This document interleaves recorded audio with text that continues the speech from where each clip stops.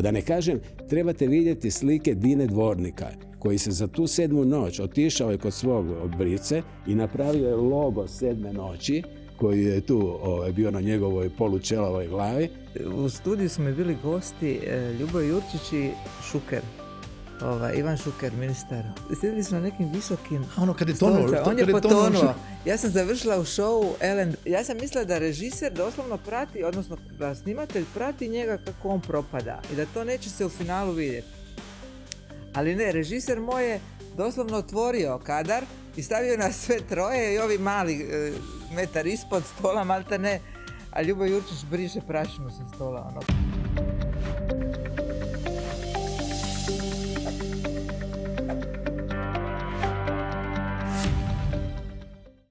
Dobrodošli u podcast Špica s Macanom. Kako se novinarstvo promijenilo od vremena kad su televizija i radio bili glavni izvor informacija do digitalne ere društvenih mreža? Je li danas teže ili lakše biti novinar i voditelj nego prije nekoliko 10? Ja sam dokaz da je lakše. Mislim. Moji gosti, njima je to bilo puno teže postići. Koliko su se promijenili odnosi s gostima, ali i očekivanja publike? Na ovaj brojna druga pitanja odgovore daju dugogodišnji televizijski i radijski profesionalci Tonica Čeljuska i Ljudevit Grgurić Grga. Je li mi lakše biti voditelj danas nego što je tebi bilo?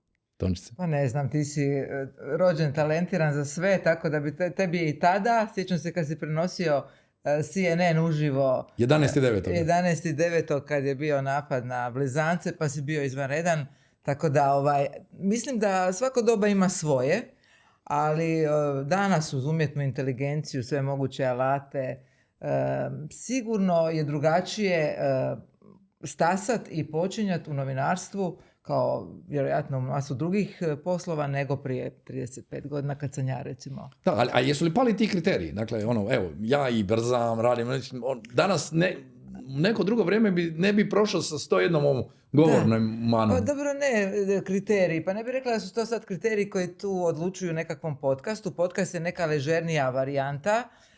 Tu se traži autentičnost, originalnost, dakle imamo podcasta Malo more, i tu si ti se izborio, ako ćemo baš govoriti o tebi, kad sad pitaš, izborio si se prije svega svojom prisutnošću na medijskoj sceni kao profesionalac, PR-ovac, nekad glasnogovornik, tako da ti nisi baš tipičan primjer, ajmo to tako reći. Pa nisam, ali hoću reći da u principu danas će svak reći da je voditelj, da je, ili će ga smatrati zvijezdom, a Grga, koliko je trebalo do tog zvijezdanog statusa u 7. noći?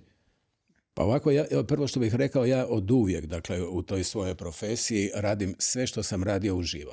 Dakle, od radijskih emisija, televizijskih i to vrlo zahtjevnih, ako se sad trebamo naravno, a i referirat ćemo se na 7. noć, sve je išlo uživo. Znači, uvijek. Tvoj podcast, za razliku od našeg kojeg mi snimamo, tvoj podcast na Radio Nacionalu je išao uživo. Je išao kao radijski, ajmo reći, na neki način podcast ili radijska emisija koja bi onda nastala kao podcaste. Dakle, od uvijek, od Radija 101 i Retrovizora koji je na neki način i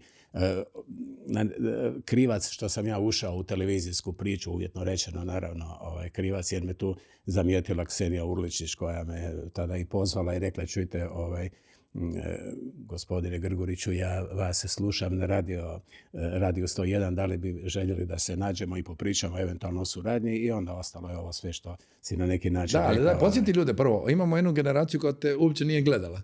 Pa, a ovi će se stari vrlo rado sjetiti, znači podsjetite, oboje ću vas tražiti da kažete, znači što je bio taj vrhunac tvoje TV popularnosti? Pa u stvari, ovo što si rekao, znači ja i danas, to je nevjerojatno, susrećem ljude, odnosno ljudi mi prilaze koji kažu, u studentskim danima smo vas slušali na Radiju 101. Jer znači biti student u Zagrebu i biti na Savi, a ne slušati Radio 101, to je bilo nemoguće. Dakle, legendarno doba 101, znači ajmo reći, do 95. 4. Recimo 95. 94. Dakle, 101. Emisija Retrovizor, za koju sam izuzetno ponosan, to je bila moja velika ljubav, ja bih rekao na neki način prvi koraci u kojima sam na pravi način u tom radijskom prostoru zaživio. Znači, sama činjenica kad je ondašnja, nažalost danas pokojna Ana Lendvaj, radijska kritičarka, u jednoj svojoj kolumni napisala koliko bi BBC platio za ovu emisiju. Dakle, to je bilo... najveći kompliment. Apsolutno, najveći kompliment, i onda je iz toga izašla ta suradnja s televizijom i tu se dogodila ta neka velika razlika, to je stvarno nevjerojatno koja je to razlika između radijskih emisija i onda onih televizijskih, gdje ti kad dođeš na televiziju, mnogi se ili razočaraju kad te vide koji je to čovjek kojeg su zamišljali Iza glasa. iza glasa i onda onaj koji se pojavio i tako. Ali kažem, u svakom slučaju i jedno i drugo je moja velika ljubav, s tim da je ipak prva ljubav nešto s čime sam ja i završio svoju profesionalnu karijeru radio. A ko su ti bile suputnice na tom voditeljskom putu u 7 noći? Ja sam bio sam. Sam? Da, ja sam bio sam. To je, u stvari 7 noći je bila, kako ja to volim reći, onako slikovito moje dijete. Ne? Ja sam se s njom bavio od ujutro do navečer. To je bio jedan ubitačan ritam, ali želja da napravimo nešto što je u to vrijeme, ja vjerujem, imalo na neki način Bilo jako pomake, gledano, jako utjecajno. Da, i u produkciji i u načinu na koji je cijeli show bio smišljen, gdje si imao na desetine što plesačica, što zanimljivi gosti, bendova koji su svirali uživo, dakle sve je išlo van. Nešto kao A strana, ali puno jače u ono doba. Ne? Da, Puno jača produkcija. ja uvijek, evo, mislim stvarno i ovaj puta ću reći da je moj istinski veliki kompliment, jer znam koji je rad iza toga i sretan sam što je zaživjela jedna A strana koja je stvarno na ponos Hrvatske radiotelevizije. A Tonjica, kako je krenulo? Kako si ti? Kod tebe je bilo malo drugačije? Je li si bila prognoza prvo? Ja? Ne, ja sam prvo, evo, kad sam on sad sjetio Radija 101, radila kod legendarnog urednika Željka Matića na Radiju 101, emisiju Hrvatska i svijet. Sjećam se, tada je Mirko Galić bio dopisnik u Parizu, pa Lacković u Moskvi, kao vanjsko-politička emisija. Matić je jedan strog urednik. Lacmanović ili Lacković? Lacmanović, da. Bogoljub Lacmanović. Da. Onda smo zvali, onda onaj Chris Cvijić u Londonu, pa su to bila ta doba stvaranja Hrvatske, onda smo mi te njihove vanjsko-političke komentare. Tada je radio još pokojni Svila na radiju i Minja je tada bio. Onda smo tamo Hard Rock Cafe i onda je bila audicija za 3. program Hrvatske televizije. Koji je tek kretao. Koji je tek kretao, dakle, Zagrebačka panorama kakti. I onda smo nas 2000 došli tu na Zagrebački velesajam, u ovu Globus dvoranu i test opće kulture. Bez ChatGPT-a, bez Googlea, internet nije postojao. Sjećam se pitanje u testu 7 rimskih brežuljaka. Majke ti, znaš, to je ozbiljna, mislim, svi smo mi učili neku povijest umjetnosti, ali nije ti to. Međutim, ja sam bila svježa sa faksa tada, sam završila filozofski i onda sam dobro napisala taj test, prošla sam i nas 200-tinjak, to je bila generacija Alfijer, Hrengek, Iva Gačić, Mirjana Hrga, Nancy Brlek. Sva imena znamo, Da, to su stvarno Vela. Ja sam recimo sa Željkom Velom išla na prvo snimanje. I onda smo snimali neku tapkaroše, preprodavače karata, pazi, još su bila ona kina, Balkan, mislim, nije bilo Cineplexa, takvih kina, ono što sad imamo. Mi smo išli snimat, sjećam se ja i Željko Vela na prvo snimanje kao zagrebački preprodavači karata. Pa mislim, a drugo snimanje je bilo sa Bruno Nankovićem koji je kasnije postao ozbiljan režiser, koji je završio kasnije režiju. Bruno je isto genijalac. Ja i Bruno smo išli, sjećam se, snimat Zlatna Belavić, urednica, Zagrebačke javne WC. Toliko o glamuru novinarskog posla. I onda smo, mislim, doslovno na tržnicu si išao, kao Zagrebačka panorama. Međutim, ja sam brzo nekako bila tamo prepoznata, iako sam imala tada taj svoj dalmatinski malo izraženiji. I počela sam vrlo brzo raditi, voditi Zagrebačku panoramu, kasnije stvarno vremenska prognoza. Ali jesi ti Aleksandra Mindoljević? Ja sam mislila da sam vas pobrkao. Ne, znači, ja i ona. Dobro. Onda mi je došao Đuro Tomljanović i rekao, veliku ste pogrešku napravili kolegice, vi morate biti novinar, ne voditelj. I tako mi je neku bubu u uho stavio kao, nisi ti po defaultu voditeljica, ti si novinarka, nemoj se tu zadržava. Nekako me je tu pokoleba, ja sam se relativno malo zadržala, ali kasnije je Aleksandra završila svoj fakultet, postala ugledna psihijatri, psihoanalitičar i tako. Tako da su to bili ti počeci. Ali ono što je interesantno, kad sam ja počela, nije bilo kompjutera, toliko sam, mislim, stara. Nije bilo kompjutera, bile su pisaće mašine, nismo imali smo hinu. To je bilo sve što smo imali od digitalnog svijeta i to one crni ekran sa onim zelenim slovima. I onaj printer. Imali smo daktilo biro, čak nismo ni mi pisali, nego su bile daktilografkinje. Mislim, sasvim neka druga priča. Međutim, taj teži put u smislu da si ti mora doslovno mehanički, ručno doći do svakog članka, pročitati svaku novinu, prelistat, otvorit, tražiti po novinskoj arhivi intervjue, čitat, prepisivati, ništa ti to nije bilo ko danas. Napravim istraživanje, mislim Nego je sve bilo, puno više vremena je uzimalo. Mislim, mi smo bili od jutra do sutra na toj televiziji, od 9 do 9. Tako da Ali si onda završila kod Đura, si fakat bila u Dakle, redakciji, sam tako, završila kod Đure. U Đure sam bila gospodarstvu. 15-20 godina skoro. Da, i onda je bio vrhunac u svom filmu, ja? Vlastita Onda autorska. sam iz redakcije Đure Tomljenovića ošla raditi Dnevnik u doba kad je radio Šprajc. Najveća imena. Tako je, Šprajc. Ja, Šprajc smo radili. Ko je još bio treći?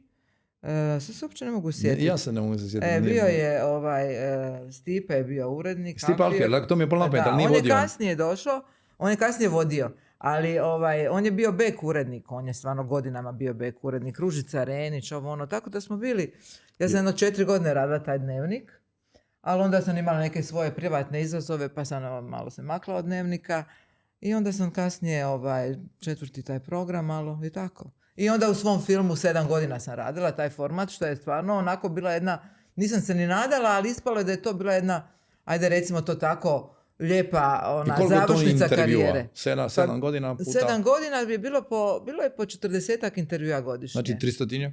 Pa jedno 250 je bilo. 250 to sve top ljudi od karijere. Pa jesu, evo i ti si kad sam bio kod tebe, da. onda mi neko rekao da ću ja imati emisiju s tobom, nakon, 5-6 godina. Eto onda, ali vidite, sve se mijenja. Pa mijenja se i to je dobro. I to je dobro da je to dinamično, da se mijenja, a druga su vremena, ja volim, ja nema ništa protiv i tih tehnologija, vrlo sam, kako bi rekla, aktivna i na društvenim mrežama, učim, to mi je zapravo fantastično što sam ja kao generacija, tu smo negdje, zapravo prošla kroz sve te transformacije, što smo sve to naučili na kraju krajeva. I još se nastavlja, još se vrti. I to je fantastično. Evo, ja sam upravo nedavno završila tečaj za umjetnu inteligenciju. Doslovno sam završila edukaciju, 20 sati, da ja mogu koristiti sve moguće aplikacije koje su meni potrebne kako spada. Tako da, ok, znači vrhunac je bila u svom filmu, serijal cijeli i onda se napravila završena, u stvari sezona je bila veliki intervju i po regiji. Da, po regiji, da. Daj mi samo neka imena. Vlatko Stefanovski, Dani Stanović. Ko je bio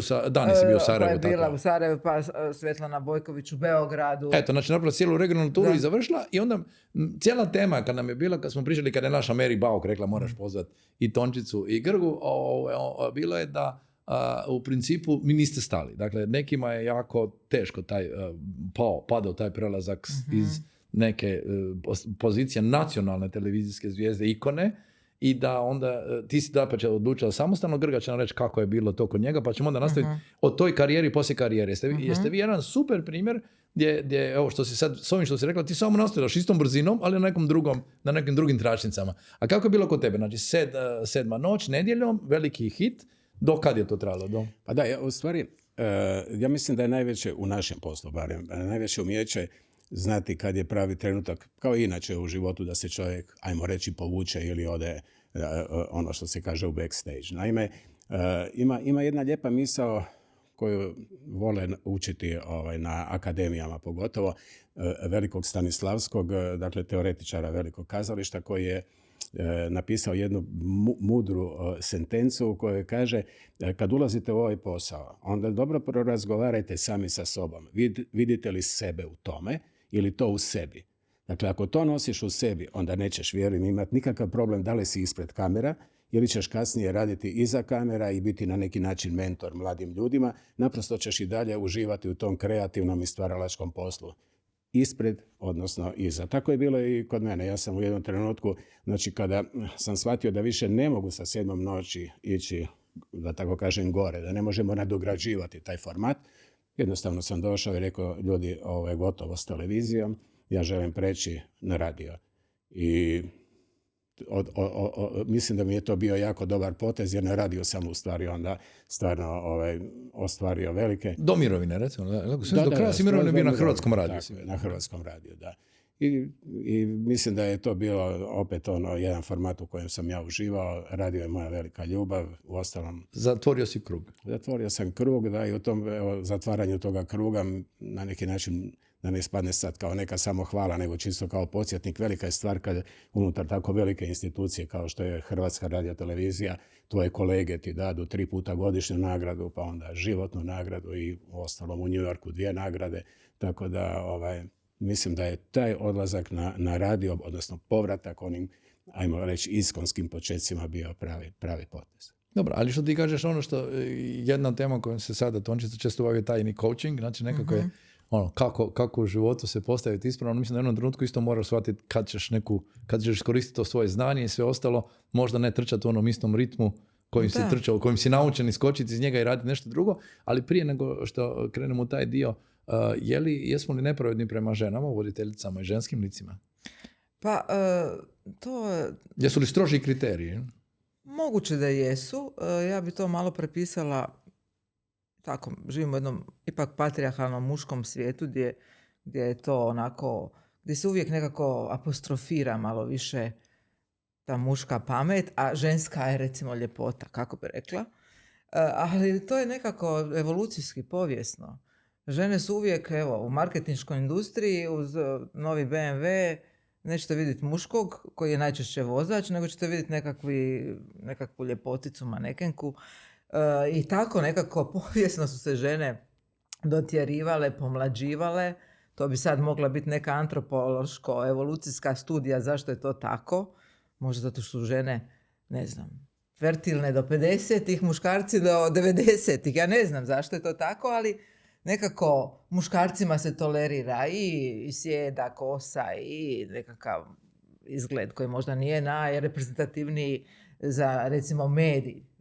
Mislim, glumci mogu biti, svi pričaju kako je George Clooney nikad zgodniji, ali ima i mladih zgodnih glumaca. Ali zašto je Clooney još uvijek u tom izboru najšarmantnijih, najljepših muškaraca? Međutim, glumice su ipak one koje su do 35-40 uvrglave, a ove... Rijetka Nicole Kidman, rijetke su te Nicole super Kidman, zvijezde. samo gledaš šta je novo izoperirala, jer se još zategla, onda se to komentira.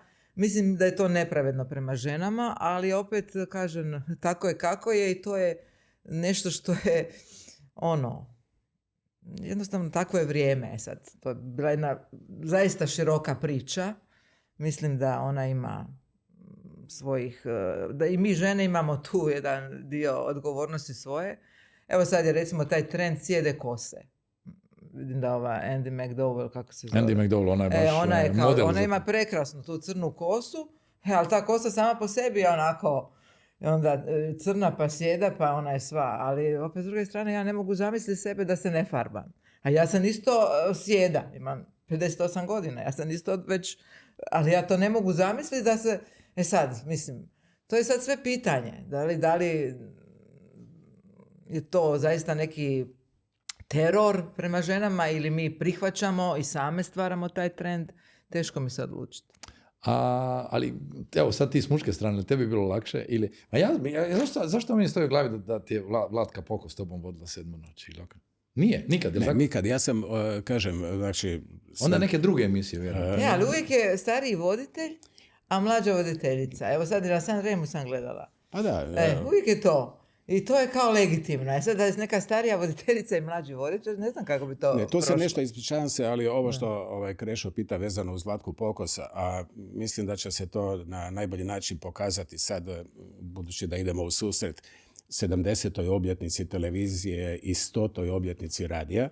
To je ove godine, ne? To je ove godine, 15.5., i baš smo se nedavno čuli, budući da pripremaju neke specijale, odnosno emisije u kojima ćemo se toga prisjetiti, pa tako i ljudi koji su radili na određenim formatima.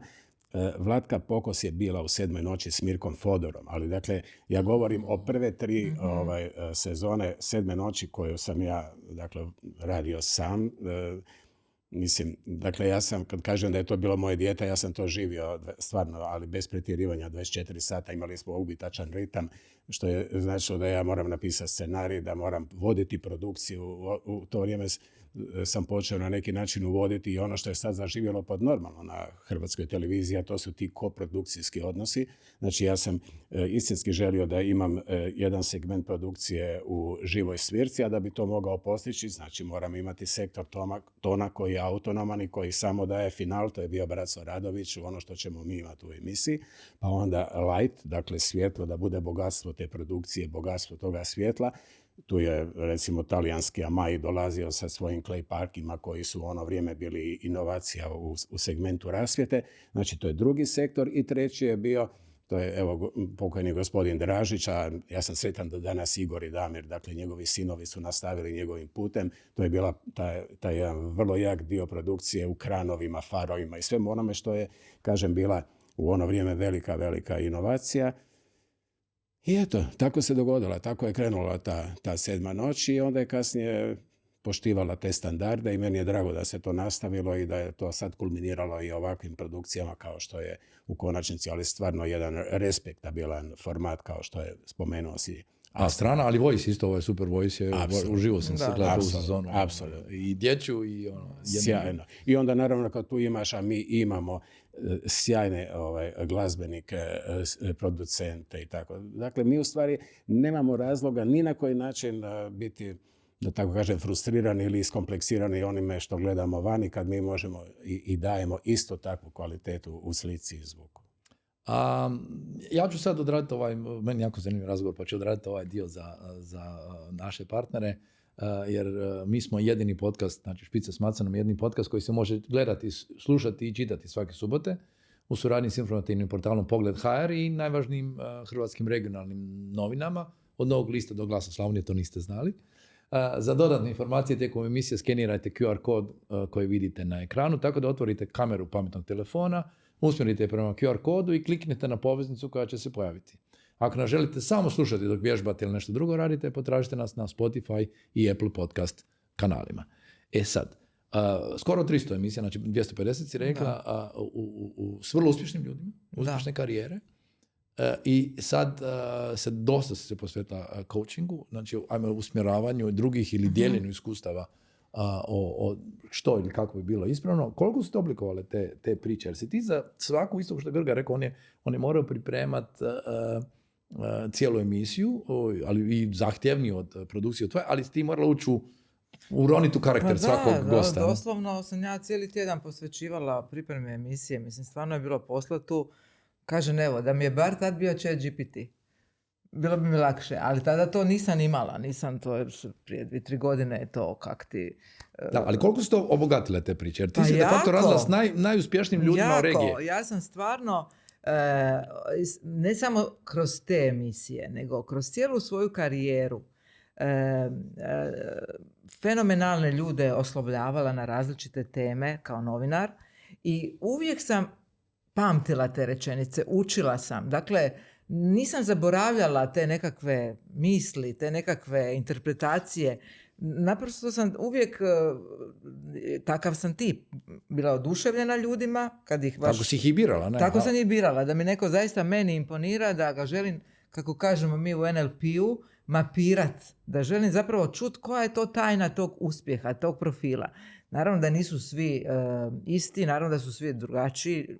Bila je tu djevojka koja je odrasla u SOS dječjem selu bez roditelja, ali je proglašena za najbolje dijete svjetsko SOS dječjeg sela. Možeš reći ime, nije Kristina Ivanuš, koja je fantastična mlada djevojka. Mi hvalimo sva takve ljude. Koja je imala jednu tešku životnu priču, ali ju je nadrasla tim svojim... tom svom borbom, tim svojim nastojanjima, završila fakultet, zaposlila se, živjela u domu na Savi i došla u moju emisiju. Ta emisija je recimo bila hit. Jer ona je bila totalni anonimac, dijete od 21 godinu, koja je osvojila tu nekakvu nagradu, bavila se podvodnim ronjenjem, fotografijom, modelingom podvodnim. Mislim, ono stvarno je jedna fenomenalna priča. I mene je to zaista, uvijek me je taj fenomen uspjeha nekako inspirirao, zanimao. I šta rade ti ljudi koje želimo negdje slijediti, koji su nam na neki način uzori, da li u sportu, da li u znanosti, da li u biznisu. To me je uvijek zanimalo i mogu reći da sam zaista se uvjerila u te priče kakve jesu i šta ti ljudi rade i to mi danas jako koristi. Mislim, kad s ljudima razgovaram, jer coaching podrazumijeva i edukaciju iz leadershipa i komunikacijske vještine, to sve ide pod to kako šta bolje sebe isprezentirati, na koji način doći do ljudi, na koji način komunicirati ljudima, utjecati na ljude. To je sve. Coaching je u stvari menadžeriranje promjenom i nekako performiranje samog sebe. Da ti budeš ono nekako, što se danas voli reći, najbolja varijanta, da ono taj svoj potencijal maksimalno iskoristiš. Nažalost, ljudi ne moraju biti izvrsni, ali bilo bi dobro da budu ono što mogu biti. Ja?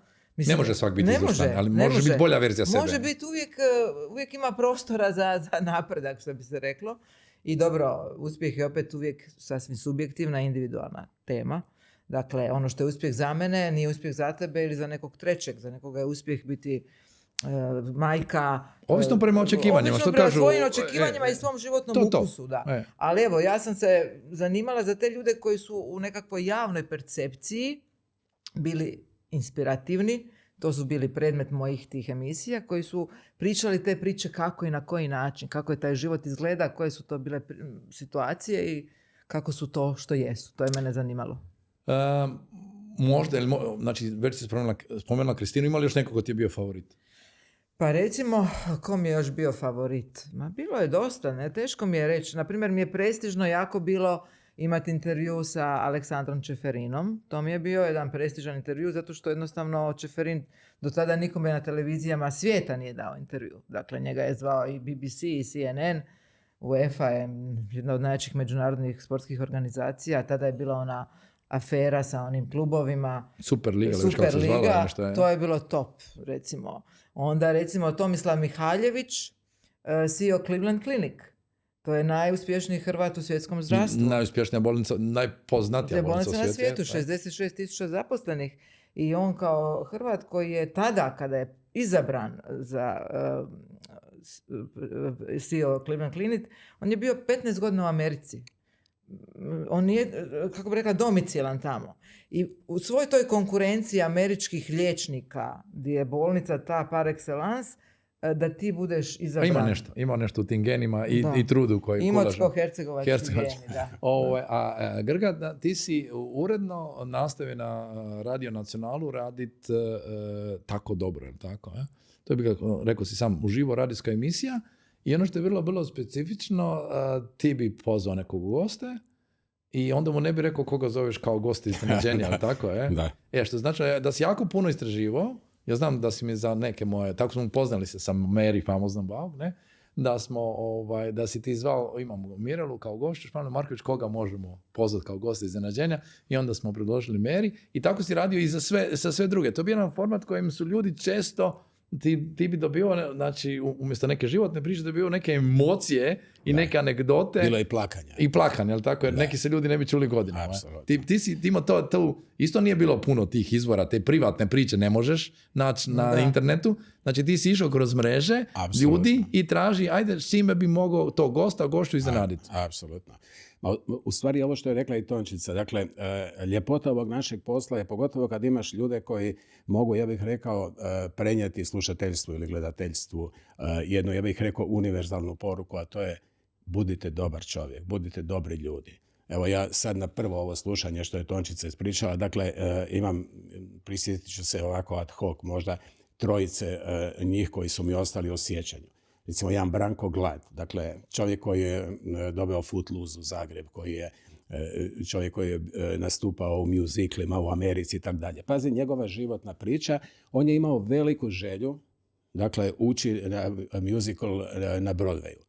I čuo je da postoji jedna mentorica, žena starijih godina, koja daje satove i on se njoj izravno obratio i molio je da li bi ona s njim radila na pripremi za audiciju za taj musical. I žena je rekla, ne, dođite, mislim, ali ne dolazi u obzir, naprosto nemam vremena. I onda kad je on ipak došao i kad su krenuli u priču, ona kaže, a otkud si ti? Jer je on ipak malo pokazao svojim engleskim da nije... Da je stranac? On kaže, pa ja sam iz Hrvatske. kaže, iz Hrvatske. Pa kaže, ja sam učila ovdje u ovom studiju velikog Ćosića Krešu, da onakav kakav je bio nezgrapan, radi koordinirane pokrete. I on je bio tako dobar čovjek da ću ja tebe u ime te dobrote, ja ću te učiti i mentorirati. Ja, za pokojnog Krešu još će svi tako Pa, kažu da je bio velik u svakom I ona pogledu. ga je, znači, pripremila za tu audiciju i kaže, Branko, ja ulazim, znači, na tu audiciju i počinje ona selekcija. Otpadaju, ja idem dalje prema finalu i dolazim, imam samo jednog suparnika. I kaže komisija, dakle, oni koji su trebali odlučiti tko će dobiti tu ulogu, kažu, vi ste isti, i jedan i drugi. Ali mi sad moramo pitati nešto, a to je, pitajte u kostimografiji koje kostime i koji broj imamo. I oni kažu broj 43, kaže, žao mi je, koji vi imate broj cipela, on kaže 44. Kolega će dobiti ulogu. Dakle, tako je to jedna od tih epizoda. Da, ali ajmo sad tu se vratiti na malo u ovom dijelu koji ide na televiziji. Hoću ove opće stvari, pa ću neke možda anegdote ili ćemo ponoviti. Ali ovo se govori kako se nekad uspjeh dogodi. On je radio, nije uspio preko noći, nije mu presudila ta cipela, to mu je bio zadnji onaj... Ali da on nije išao na audiciju kod gospođe, da vježbat, pripremat se, ne bi došao ni blizu tome, ne bi došao u tu poziciju. I to taj uspjeh preko noći je, moraš stalno raditi da bi bio spreman za te uspjehe. Ali ima nešto, i još rekao bih, žešće, sad opet, evo, dopustim mi samo još ovu epizodu koja je meni ostala, to je razgovor sa pokojnim Brakom Lustigom. Dakle, gdje je on rekao, radite dobra djela, budite dobri ljudi, nikada nećete saznati kome će se to od vaših vratiti. Da li prijatelja ili rodbine. Konkretno, Branko je ušao u logor kao dijete.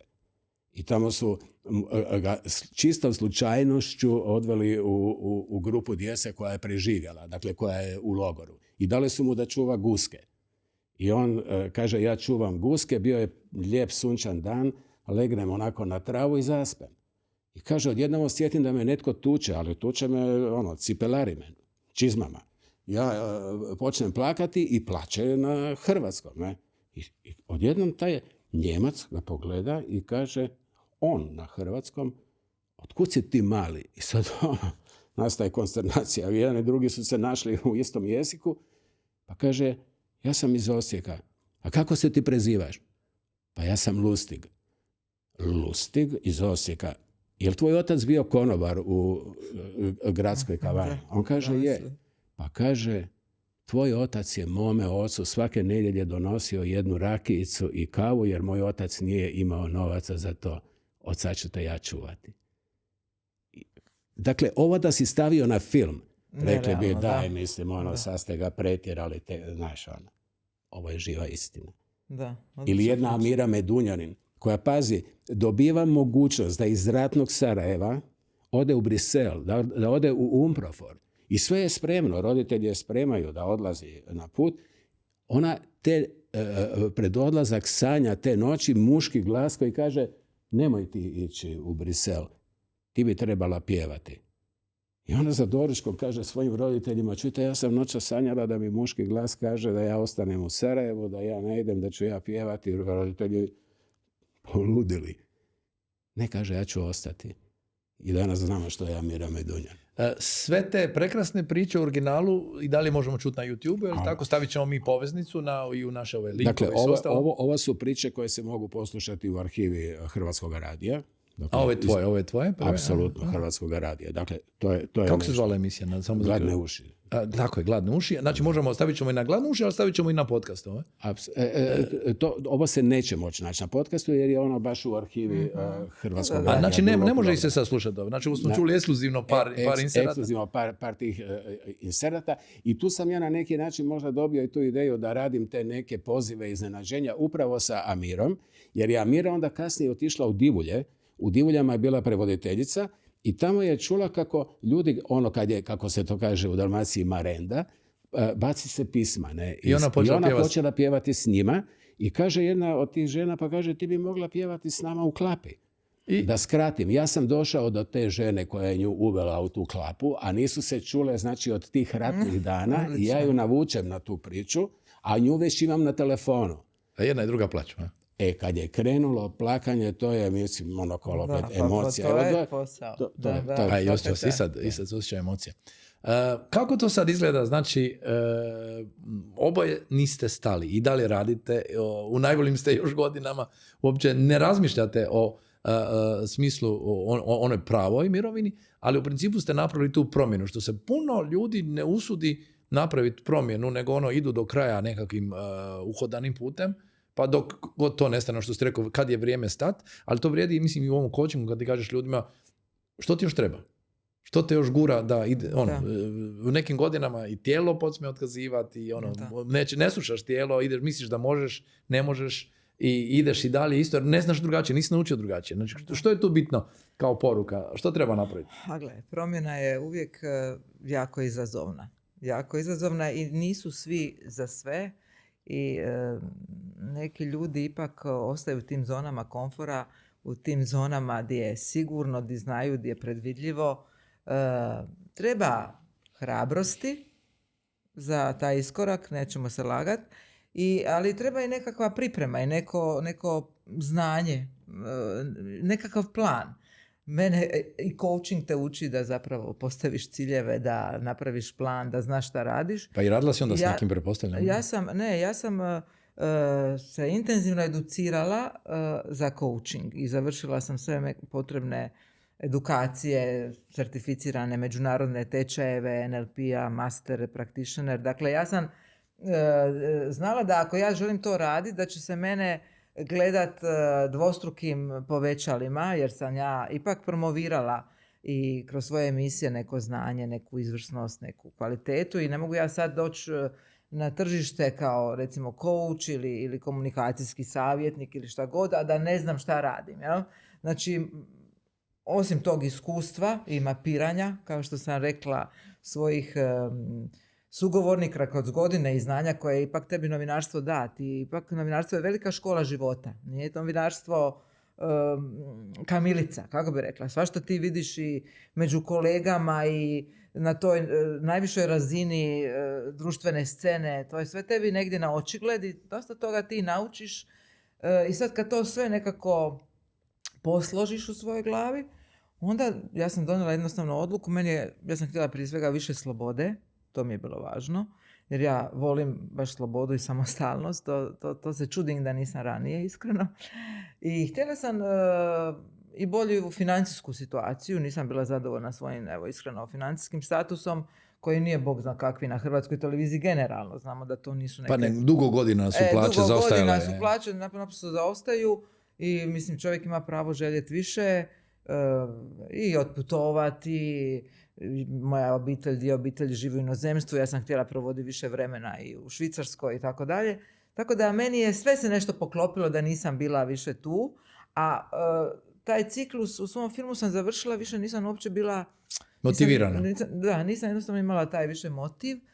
Negdje su neki moji gledatelji meni kasnije, ljudi koji me prate, kao bili su malo i ljuti na mene, kao, pa šta ti tražiš kruha svr pogače, pa kako to, ti si bila na televiziji, bila si tamo, imala si svoju zvijezdani status, svoj mir, imala si sve šta niko te nije tamo kinjio. Ali si rekla, dobila si slobodu. Kogod te izgledalo da si slobodna, nisi bila slobodna. Ne.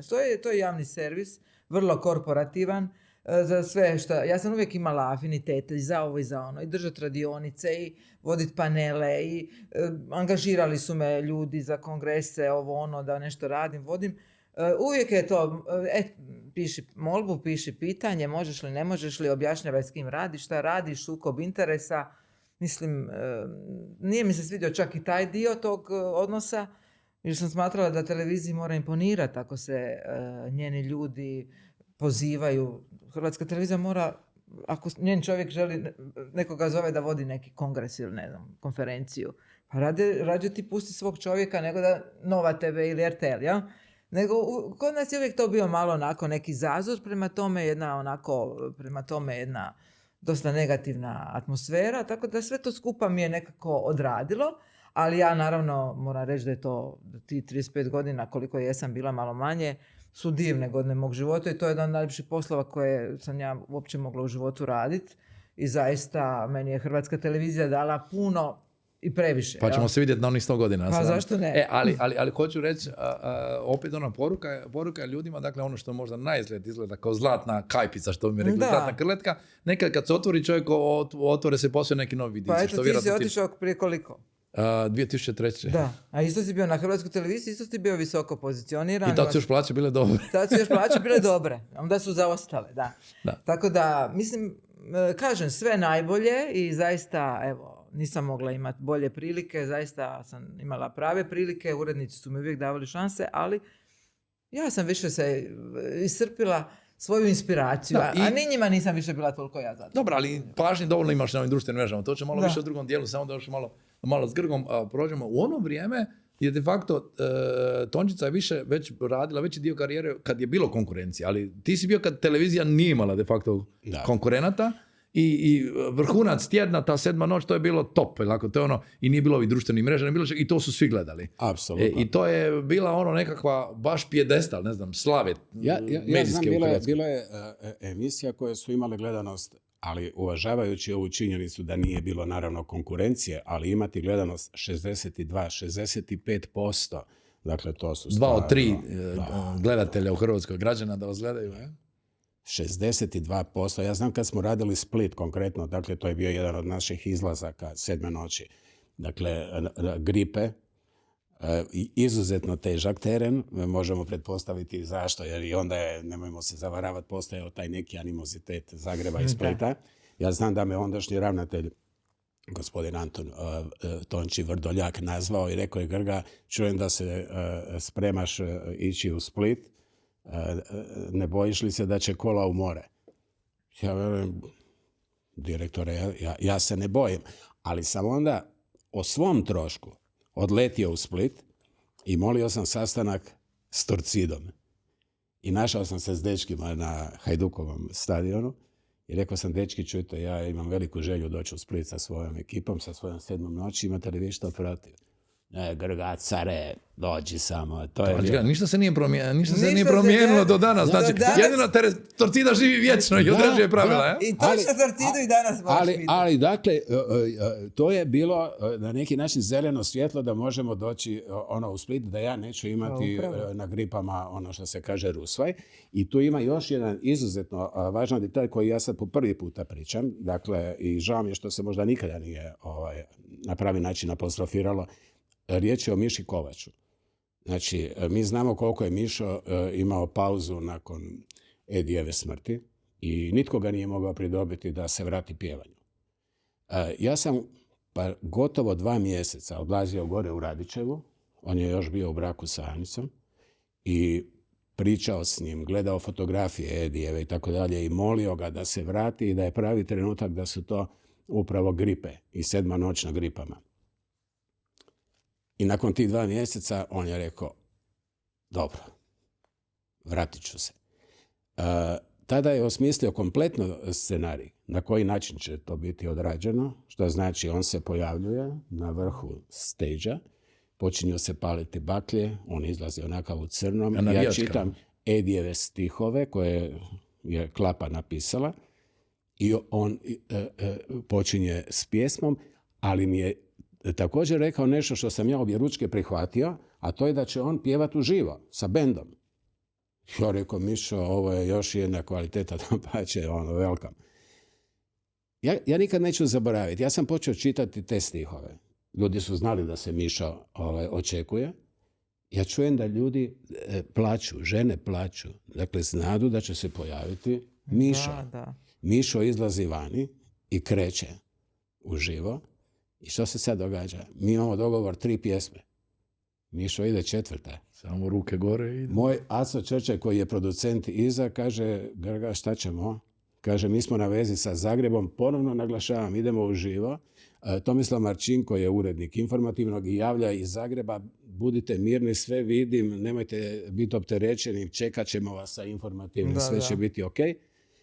I ja velim: Aco, ja moram sad uletjeti. I ja uletim nakon te 4. pjesme i kažem: hvala Miši, svi vi koji ste večeras s nama ovdje na Gripama, imat ćete veliko zadovoljstvo kad se kamere Hrvatske televizije isključe. Mišo, samo za vas u dvorani na Gripama. Privatni koncert. I on je onak pogledao, vjerojatno mi to je, što bi se reklo, zamjerio, ali to je bio jedini način da ga na neki način zaustavim. A da ne kažem, trebate vidjeti slike Dine Dvornika, koji se za tu 7. noć otišao je kod svog brice i napravio je logo 7. noći, koji je tu bio na njegovoj polučelovoj glavi, i da taj show još digne na entu. Vidite da si pravi profesionalac, mi smo u zadnjoj minuti, a sad bi mi htjeli još i to ćemo u ovom drugom dijelu. Na kraju smo ove emisije koja se emitira na lokalnim televizijama, pa vas pozivamo da nas nastavite gledati u ovom drugom dijelu koji će sigurno biti top na YouTube kanalu Špice s Macanom.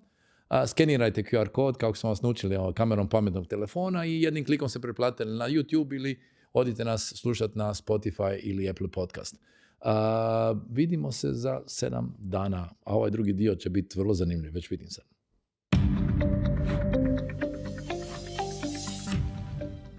Dobrodošli u drugi dio podcasta Špica s Macanom koji možete gledati samo na YouTube kanalu, te slušati na Spotify i Apple podcastima. Mi smo već dovoljno pričali o tome tko su naši gosti, pa bi ja samo nastavio, ne bi išao iz početka, nego možemo mi nastaviti ovu zanimljivu priču znači, oko Splita. Kako je bio koncert? Je li bio koncert na gripama ili pjevao Mišo poslije za ljude? Ovako, nakon toga je on možda otpjevao 2-3 broja i onda znam da smo se mi spustili dole u garderobu i od garderoba sad ispod dvorane Gripa postoji taj jedan aneks u kojem se proslavila večer jer stvarno je prošlo više nego dobro i uspješno i onda je tu on za nas baš napravio ono što se kaže party za ekipu. I probio se općenito ta blokada nastupanja. Da, ali je činjenica, ovo bez pretjerivanja, dakle ta 7. noć je sigurno bila jedna od najgledanijih jer ulice su bile puste kao kad je velika neka utakmica, ne, otprilike na tragu toga. Isto tako Osijek. Dakle, stadion Osijeka, 22.000 ljudi, dakle, krcat stadion Osijeka. Ja znam, kad sam došao sa Brozom, dakle, Broz je bio naš scenograf, sa Miladinovim, koji je isto na neki način moje dijete, jer mladom čovjeku dati da radi takav veliki show sa toliko kamera je stvarno, mislim, na neki način bilo hrabro. Ako se ne uzme u obzir činjenica da je Miladinov stvarno jedan vrsti profesionalac. I mi smo došli i Aleksandar Črček na pregled terena, na stadion i znam da mi je onda Broz rekao, to nikad neću zaboraviti, kaže gazda, jesi li se malo preigrao, pogledaj ove tribine. Ne? 22.000 ljudi, krcat stadion, s tim da još uvijek su ratna vremena i pred početak emitiranja, dakle izravnog prijenosa s one strane, su zapucali svjetlećim mecima. I to neću zaboraviti, cijeli stadion je svi su se nasmijali jer ovi su očekivali naravno da će nastati stampedo kad oni sad zapucaju u zrak. Tako da evo, mislim, to su te neke stvari koje se ne zaboravljaju. Dobro, rekao si, sad ću zloupotrijebiti ono što sam rekao prije emisije, kako te Gotovina spasio u Splitu? A Gotovina me spasio u Split, ja sad naravno neću i ne želim naravno apostrofirati imena, ali kad god smo radili jedan od tih terena, znači vrlo zahtjevnih, onda moraš uzeti lokalnog organizatora, nekoga tko će brinuti o plakatiranju, o kartama, whatever, sve što treba napraviti unutar određenog grada i tu ženu mogu apostrofirati jer je vrhunski profesionalac, Nada Bosnić koja je uostalom bila i menadžer i Džiboniju i Oliveru Dragojeviću i tako dalje i tako dalje. Ja sam nju odabrao jer mi je bila nekako najpouzdanija, najuvjerljivija. Sad postojala je osoba koja je mislila da bi ona to trebala raditi i onda kad je shvatila da je odluka pala na, ajmo reći, konkurentsku agenciju, onda je počelo podmetanje. A podmetanje je bilo vrlo perfidno na način da je ta osoba zamislila kako će u dvorani Gripe napraviti humanitarni koncert za dragovoljce Domovinskog rata, dakle ljude koji su čak i stradali, invalide.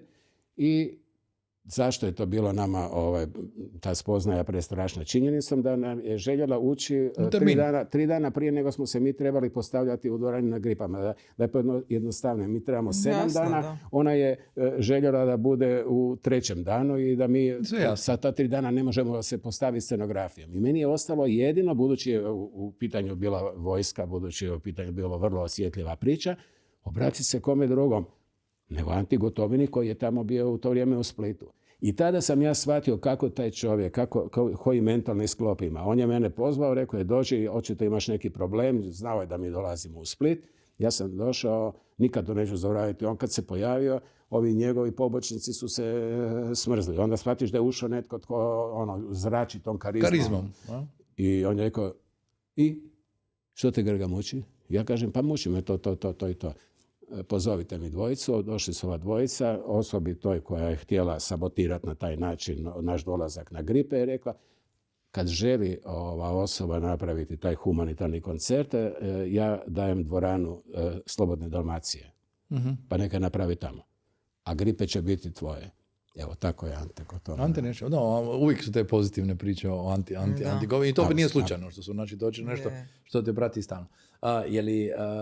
Imate, radili ste puno toga uživo, je li ima nekih momenata kojih se sjećate? Meni će ja uvijek ponavljam što mi je Oliver rekao. Ja sam jedanput bio, znači imali nekakvih detalja kojih se sjećate kad ste radili. Bila je neka glupa najava, mislim glupa. Onda sam shvatio da nije glupa, kad kažem jednostavno, ne? Ja sam trebao prije početka snima reći ugasite mobitel. Ali ja to prvi put u životu radio. Kad su pali reflektori, ja nikoga nisam vidio. Ja sam trebao pozdraviti onaj protokol i sve, jer to nije išlo u prijenos ništa. I onda mi je poslije Oliver rekao samo papir, uvijek papir. Znači kad se blesiraš, uvijek imaš pročitati s papira ako nešto treba. Ali ne znam, jeste imali takvi neki neobičnih situacija, jer uvijek na ekranu izgleda sve savršeno. Da, ja sam imala, recimo ta situacija je bila, završila sam u kolumni Nina Raspudića, jer je meni u studiju su mi bili gosti Ljubo Jurčić i Šuker.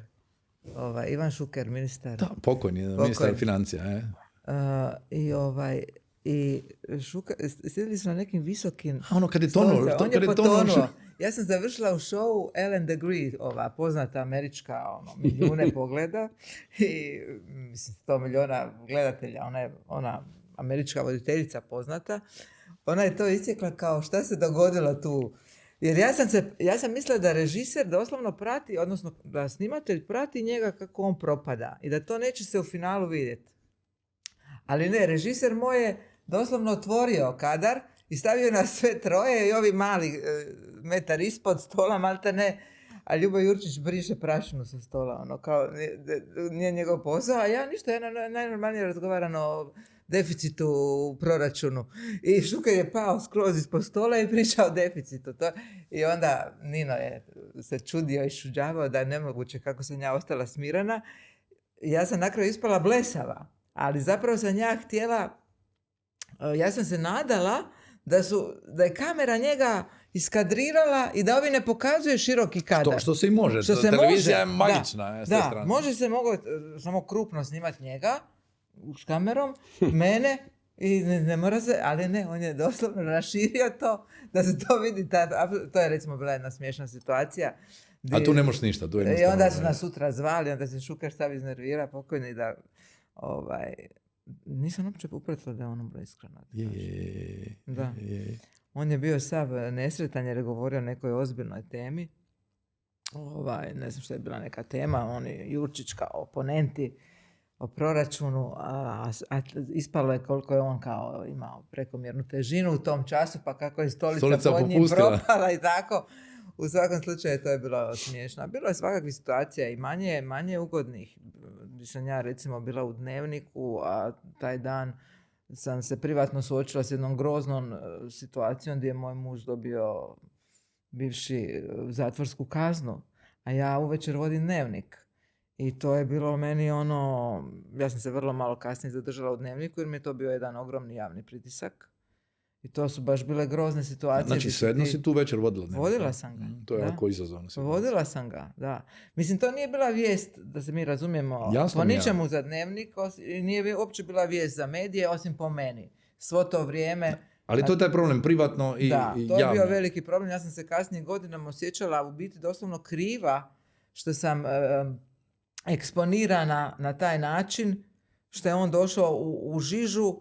Na kraju dana Vrhovni sud je njega i oslobodio, on je taj proces dobio na koncu, mislim, život se na svoj način raspao, ali kasnije smo svi skupa krenuli dalje, ali bilo je to dosta izazovno, to su neke stvari. Imaš ti sigurno imaš. Da, ja ih imam, ali evo, možda bih rado izdvojio jednu koju čak ni pokojni Oliver nije čuo što se dogodilo.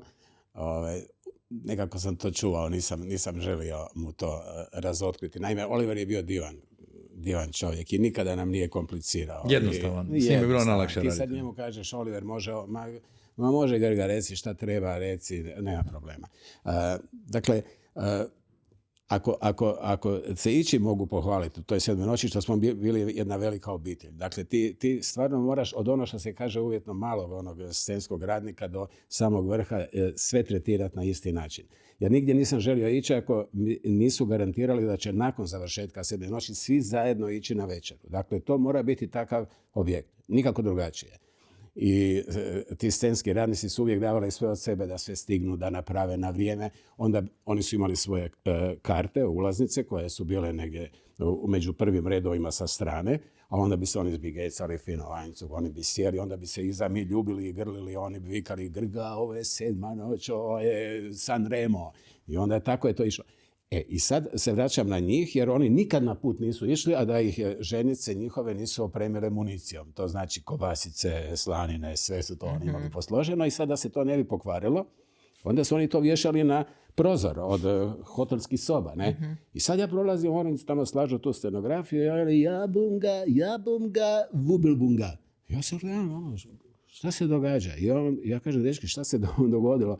Pa kaže, neki galeb nam, pojeo nam je sve, kobasice su nam odnuli, ovo, jabunga. I dobro, ja rekao, ok, sad što je tu je gotovo. Oliver je imao dogovor sa mnom da pjeva, tko sad se sjećam, Vjeruju u ljubav. Znači, Vjeruju u ljubav, to je neka himnička kao pjesma, cijela arena će to pjevati. Ja?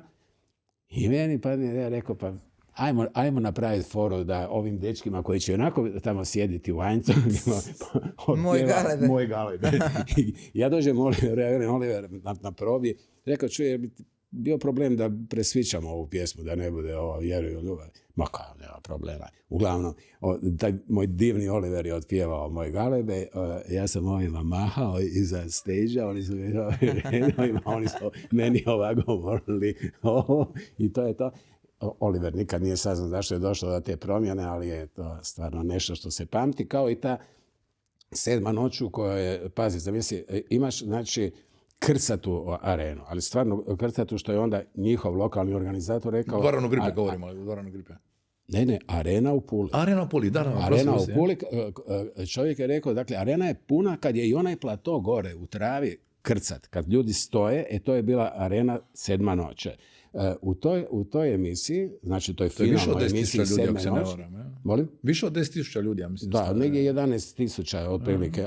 Nevjerojatno. Da, ljudi. I u toj emisiji, toj finalnoj emisiji, dolazi Falko. Falko je bio gost. Isto pokojni, velika zvijezda. Pokojni Falko, da. On je došao. Garry Kasparov je postao svjetski prvak. Tjedan dana prije u šahu, on je došao kao specijalni gost. Podijelili smo 2 automobila u areni u Puli.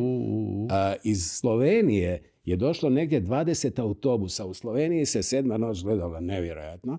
Meni su čak dolazili iz njihove produkcije, dakle, Stojan Auer i Pero Radović koji je bio onda i redatelj koji je otišao u Sloveniju.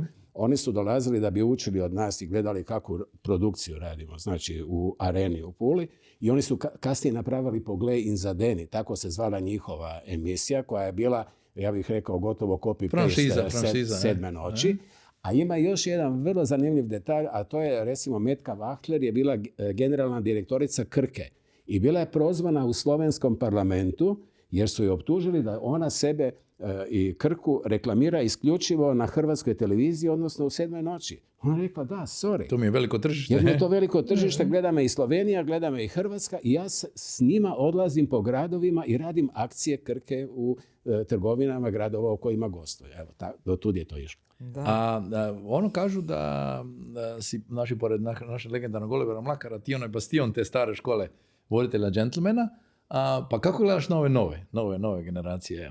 Je li jednostavno to novo vrijeme, pa novi navike, novi standardi? Ili? Pa ja kažem, ja sam istinski sretan čovjek jer još uvijek radim s mladim ljudima, dakle s njima se družim i sretan sam što oni mene prihvaćaju i kao sad kad sam bio na Radio Nacionalu, svi smo bili na ti, nitko nije vikao na mene, na tome bili smo ono škvadre što sam i uvijek govorio kao i uvijek.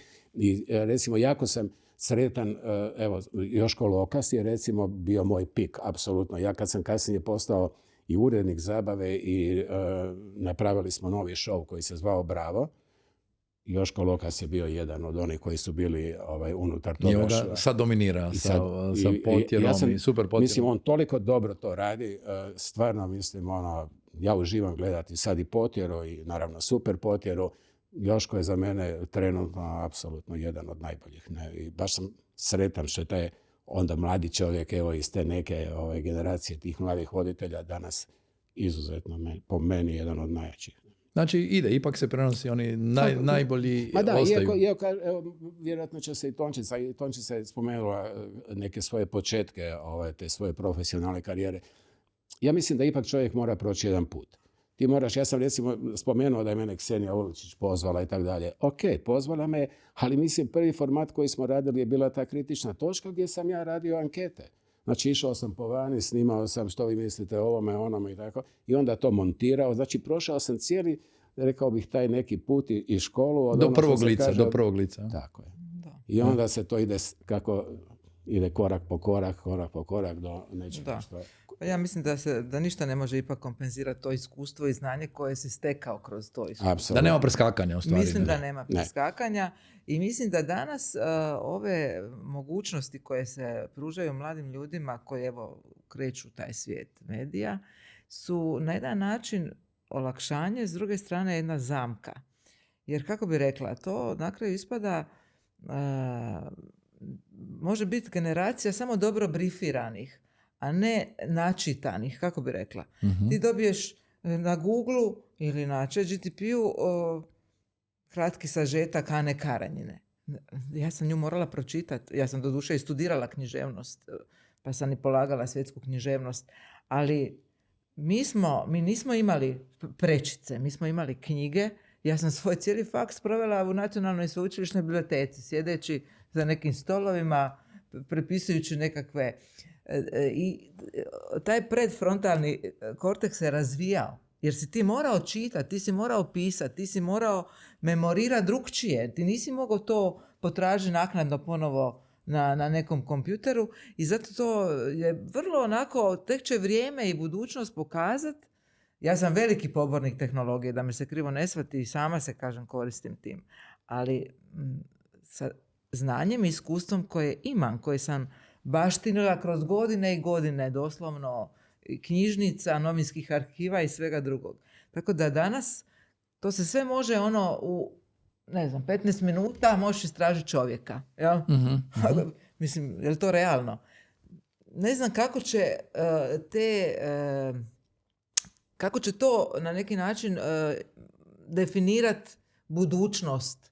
Da li će sutra možda algoritmi ili avatari, možda nećemo imati voditelje više. Ja mislim da nećemo imati. Već sada su na Instagramu imaš influencerice koje su savršene, sve znaju. Koje su umjetna inteligencija ih je izgenerirala, one divno izgledaju, one prepametno govore, nestare.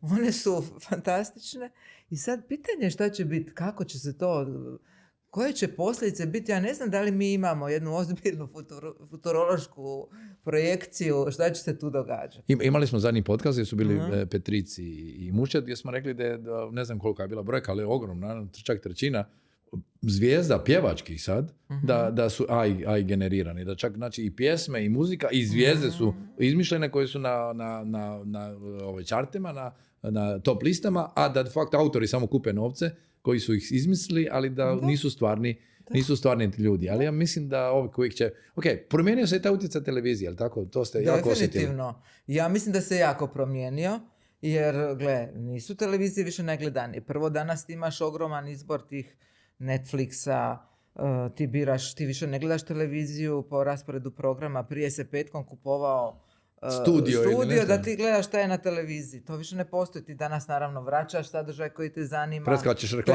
reklame, gledaš na YouTube-u, gledaš seriju, 10 serija za redom. Nas ti gleda svaki peti na velikom ekranu na YouTube. Dakle, televizija je postala televizor u kojem možeš svašta puniti, ali ti određuješ što ćeš gledati na tom velikom ekranu. Znači, naš svaki peti nas gleda na velikom ekranu doma na pametnoj televiziji i to raste sve više. Dakle, ljudi generiraju svoj program. Tako da televizija gubi po meni utjecaj, pogotovo danas i kad su portali tu i kad su društvene mreže. Nije sad da ti čekaš dnevnik u 7:30 nekad, da čuješ što se dogodilo. Ti već znaš, ti ne moraš pogledati, ti moraš zbog posla pogledati, ti ili ja, koje su tu da budemo informirani. Radije gledamo koje nam poruke šalju, pa onda da znamo interpretirati. Da, ali ne da bi ti sad mora biti informiran na taj način. Jel? Ajmo sad za kraj, možda jedno vraćanje unazad. Samo da tebe pitam, ti si sad isto makla si Zagreba u Bašku Vodu? Tako? Ne. Ja sam na 2 adrese i to je fenomenalna Jel tako, to je Hrvatska, što nam dozvoljava? Odlična kombinacija. Pa evo, recimo sutra idem na 10 dana dole u Dalmaciju, pa malo Dalmacija po Splitu, Baška Voda, autom lijevo Ali ti desno. paše ta manja sredina nekad? Divno je. Prvo je divan zrak, divna je geografija, prekrasna je priroda. Ti se probudiš, plavo nebo. Zagreb, 12. prvi mjesec je katastrofa, ne znaš je li zagađeni zrak ili je veća magla. Ja sam neke dane provodila dole i onda doslovno ti se probudiš u svjetlu, u prirodi. I nazoveš nekog u Zagrebu i... I onda postaš slike, ja najsretnija postati sliku, plaža, nigdje nikoga, more, zalazak sunca, a meni kćer šalje sliku nasipa na Savici. Ja sam na Savici, ne vidiš zgradu preko puta. Tako da, to je dobra kombinacija i stvarno 2,5-3 sata autom, to nije neka tema. I inspiracija druga, ja mislim, druga energija. Evo sad za kraj vas pitao Grga, aj možda ti prvi, pa da, ako bi govorio sebi nešto, mlađem sebi, da si na početku karijere bili isto se napravili, i koji bi bio neki možda savjet tom mlađem Grgi kad je kretao, što bi sad promijenio ili ne bi ništa, ili bi ostao su isto? Ma ne bi ništa radikalno mijenjao za sve ono što sam do sada napravio, jer ja sam naprosto živio taj posao. Evo, konkretno. Ti ga živiš i sad, mene fascinira ta energija, odakle ti ta energija? Mislim, u pitanju je ta ljubav u stvari. Evo, mislim, ti kad pogledaš danas našeg Modrića, dakle, ja ne mogu shvatiti da su dopustili da taj čovjek ode iz Reala, dakle, da je ode iz Španjolske, jer on je taj mali princ, je ikona nečega što je ljubav, što je dječja radost, što je zaluđenost, zaigranost. Dakle, toliko je on pošten odnos i tolika jedna velika ljubav prema onome što radiš je trebala biti sačuvana u toj Španjolskoj, u tom Realu. Ali zato je dakle, u Milanu Bog. To je ta ljubav. Mislim, ja naravno, da me se ne shvati krivo, ne želim se ući paralelu s jednim takvim planetarno jakim čovjekom, a ponosan što je naš. Hoću reći da sam ja isto na taj način živio svoj posao i živim ga još uvijek. Moja supruga bi neretko puta znala reći, sad zamisli, ja sam već gotovo pred odlazak u mirovinu, ali ja svake nedjelje radim sport i glazbu. Znači odlazim s nekog nedjeljnog ručka, odlazim na Prisavlje, ona zna reći, tvoj dom očito nije ovdje, tvoj dom je tamo na Prisavlju. I sad zamisli kada ti u susret 65. rođendanu dobiješ iz kadrovske, ali suhoparno poslat mail u kojem te obavještavaju, gospodine Grguriću, da na toga, navršit ćete to i time je tvoja priča gotova. Da nitko nije osjetio potrebu da te ovako pozove, da popije kavu, da s tobom popriča, meni je to bio užasan stres. Taj mail koji sam ja dobio i ta prva noć nakon tog maila u kojem je meni bilo, ali istinski loše. Ja sam se probudio u noći i samo sam se srušio. Ja sam mislio da ću umrijeti. Ne? Dakle, od te spoznaje da više, gdje ću ja sada? Što ću ja sada? Znači, na to se čovjek treba pripremati. Ali dogodila se jedna sretna okolnost, a to je da me nazvala prijateljica koja je pripremala dolazak velikog Nila Donalda Walsha u Zagrebu i rekla je da li bi ti htio napraviti kompletnu organizaciju njegovog gostovanja. Naravno, Neil Donald Walsh, razgovori s Bogom, milijuni bi ga samo željeli. Ja sam bila na tome, da. Bila si na tome. I ja sam sjedio s njim, dakle, kao na neki način domaćin tih tjedan dana se družio i onda smo poveli razgovor o meni, moje profesiji, onom što je iza mene i rekao sam, ja sad odlazim u mirovinu. On rekao, ok, pitao me te neke moje profesionalne reference i on kaže, i što i ovi vaši su vas pustili? Pa jesu, mislim, to je gotova priča. On je rekao, to nikad neću zaboraviti, ništa vi ne brinite, imat ćete vi posla, birat ćete što ćete raditi. I tako je bilo. I tako je bilo. A kod tebe, ima li nešto što bi promijenila sad? Mislim, čisto govorim kao savjet ovim koji nas gledaju ljudima, da li nešto što činiš da... Pa ne bi ništa, zapravo. Uvijek ti je život ono što ti je karakter, kakav si. Ne možeš ti pobjeći od sebe. Ja sam isto, kako bi rekao, Grga volila taj posao i dan danas ga volim i smatram da je to jedan od privilegiranih poslova. I štreberica sam uvijek bila. Možda se ne bi toliko dokazivala, možda bi bila malo opuštenija jer neće svijet propasti. Ja sam dosta vremena u tim nekim ključnim godinama provodila po toj televiziji, da su moja djeca mama kad ćeš doći, mama kad ćeš doći. To je bilo ključno pitanje. Mislim, da su djeca odrasla, možda sam ih i zakinula negdje. Ja imam super odnos sa svojim kćerama, ali jedanput mi je psihijatar Handel Hilber rekao, ja sam rekla, moje kćere mene zovu po 5 puta dnevno svaka. Iz Švicarske, iz Zagreba, ja moram sve znati. Je li to normalno da me 5 puta dnevno zove? Jer se ja moram javljati 5 puta dnevno. Onda on meni rekao, pa to je možda zato što niste se javljali onda kad je bila potreba, pa sad vas. Tako da, pa sad su žedne i još uvijek mene. Tako da, možda bi malo manje tu grizla, previše sam nekad bila tu štreberski, željela se dokazati da ja to mogu, u podne, u ponoć me neko zove za neku temu, ja krećem, nema veze šta je ručak, šta je ovo, šta je ono.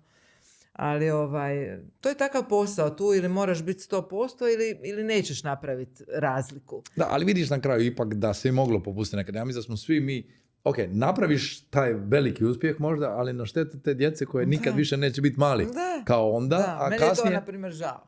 A danas imam unuke i isto bih htjela više biti možda s tim unucima, ali opet me nešto goni, što bi rekli dole u Dalmaciji, da ja želim ovo, ja hoću, ja pokrećen, ja imam ideju, ovu, onu. Ali to mi je u prirodi. Tako to očito je jednom i drugom u prirodi. Karakter ti je sudbina.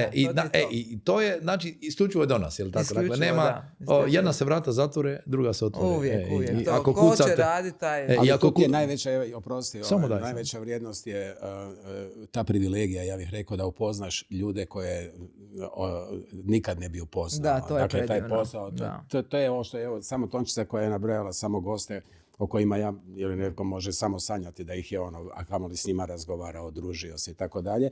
Da ne kažem taj neslučajni broj kontakata koji tijekom profesionalne karijere skupljaš. Recimo ja čim sam otišao u mirovinu sam dobio poziv Orsata Zovka. Orsat je odmah znao da ima čovjeka koji mu treba. Kao što je on meni nekad, evo to je isto u životu zgodno za spomenuti, on je meni nekad kao uredniku zabave donosio svoje uretke, bio je klinac, ja sam skužio da taj dečko ima potencijala, uvijek smo korektno i lijepo radili i onda sad kad sam ja spustio rolo na Prisavlju, on je odmah nazvao i rekao, kompa, moraš doći k meni, ja te trebam, idemo dalje. Ja mu ispravim taj krivi podatak, znači ti si 1953. Ja sam 52 godine, nisi 51. Da, to je velika razlika. Sve što ovaj chat zna i pogriješiti. Ali negdje je krivo napisano, morat ćemo naći izvor pa ćemo ispraviti.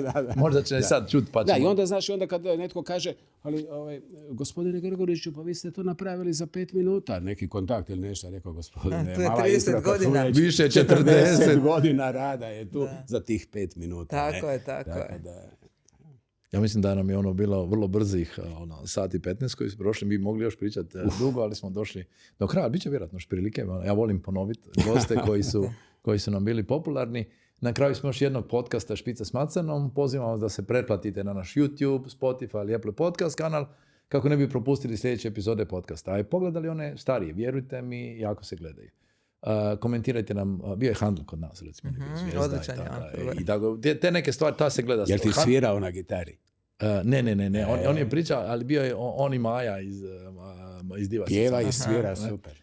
I to je nevjerojatno, bila nam je vrlo problematična emisija, u smislu, puno se toga spominjalo, pa YouTube odmah droge, vamo tamo, to sve neke blokade stavio, ali ljudi uporno dalje gledaju, jer su teme bile vrlo kontroverzne, da ne vole gurati tako neke teme. Tako da, te stare epizode, jer nastojimo uvijek biti informativni, edukativni, baš gledamo, 1/3 pregleda su nam stare epizode, što je jako puno. Znači da je zanimljivo i da ljudi dolaze ponovo po neke lekcije. Tako da, komentirajte nam emisiju na kanalima, pišite što vas dodatno zanima, predlažite teme i goste koje biste voljeli vidjeti u sljedećem podcastu. Vidimo se na Špici i u iduću subotu od 10 sati.